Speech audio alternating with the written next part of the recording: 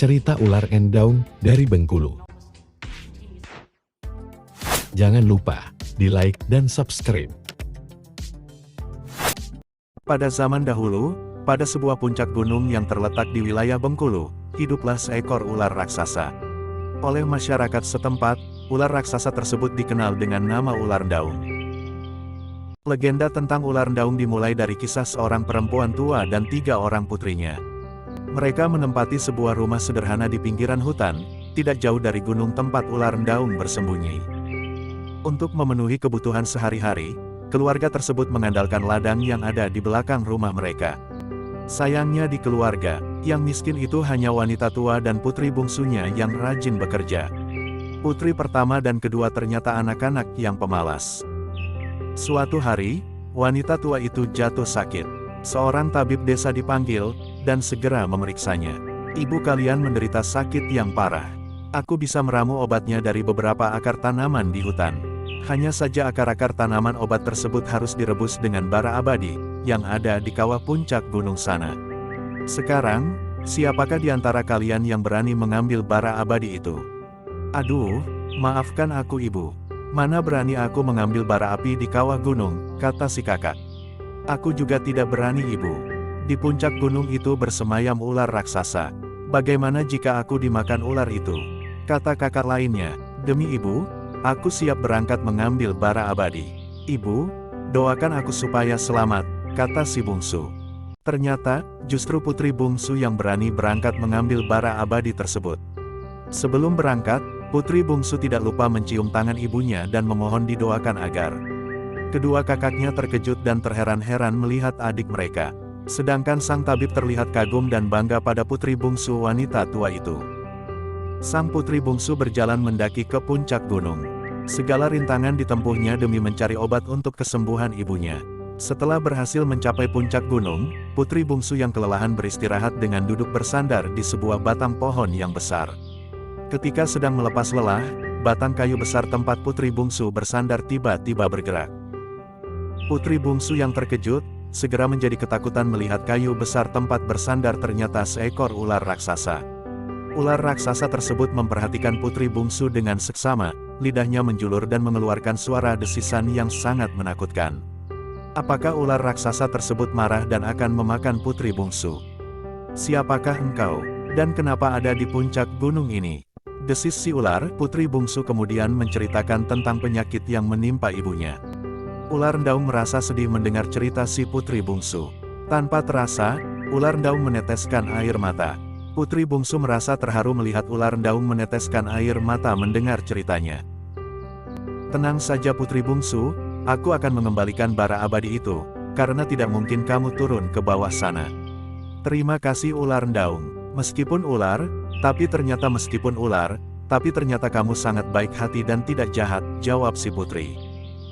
Ular endaung segera turun ke dalam kawah mengambil bara abadi. Sedangkan putri bungsu mengamati dari bibir kawah. Tiba-tiba terdengar ledakan dari dalam kawah. Asap putih menjadi sangat tebal sehingga putri bungsu tidak bisa melihat ular endaung. "Ular, apakah kamu baik-baik saja?" Berkali-kali putri bungsu memanggil ular endaung tetapi tidak ada jawaban. Putri bungsu pun menjadi sangat cemas.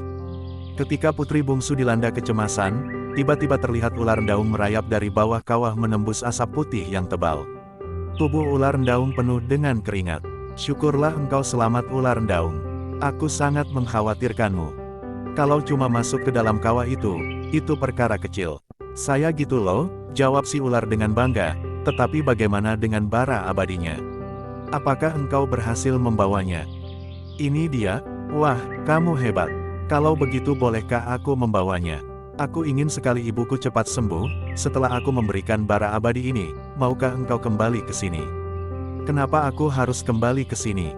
Aku ingin menikah denganmu." "Bagaimana ya?" Aku bingung harus menjawab apa. "Baiklah, mana mungkin ular menyeramkan sepertiku menikah dengan gadis cantik sepertimu. Terimalah bara abadi ini. Semoga ibumu cepat sembuh." "Ular, aku akan segera pulang untuk mengobati ibuku. Setelah ibuku sembuh aku akan segera kembali ke sini." "Wah, benarkah? Terima kasih putri. Aku sangat bahagia." Sesampainya di rumah, kakak-kakaknya terkejut melihat putri bungsu selamat. Mereka bertanya macam-macam, tetapi putri bungsu segera memanggil tabib untuk membuat ramuan obatnya.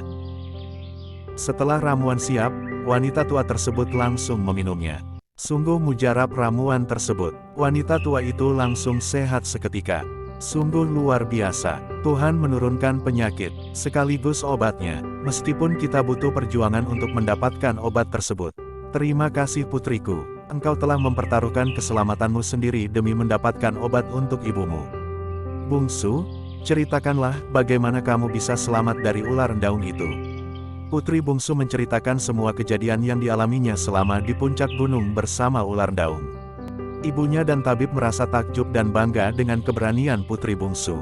Jadi, setelah ini kamu akan kembali ke gunung dan menikah dengan ular daun. Mana mungkin manusia menikah dengan ular? Tanya si kakak. Sudahlah, yang terpenting, adik kalian sudah berhasil mendapatkan bara abadi tersebut. Dan sekarang, dia harus memenuhi janjinya kepada ular daun, kata tabib. Putri bungsu pun kembali ke puncak gunung dan menemui ular daun. Malam harinya, putri bungsu sangat terkejut melihat keanehan yang terjadi pada ular daun. Ular yang sangat besar dan menyeramkan tersebut berubah menjadi sosok lelaki tampan. Kakanda, siapakah engkau sebenarnya? Adinda, aku sebenarnya adalah pangeran di kerajaan ini. Namaku Pangeran Abdul Rahman Alamsyah.